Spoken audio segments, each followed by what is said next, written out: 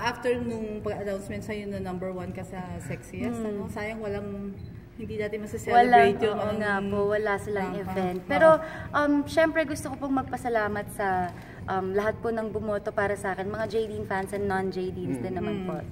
And then, sa FHM din as well, for recognizing, kasi according nga po sa kanila, yung definition naman kasi ng sexy, every year nagbabago yan. So parang, I guess this year is yung parang last year hindi nagustuhan ni James yung pagiging sexy kasi mo. Ngayon ba okay na siya? Nagulat po kasi kaming lahat na parang bakit biglang nasa listahan nga. But then, this year naman okay naman siya. Kasi nga, kinuwento ko nga sa kanila.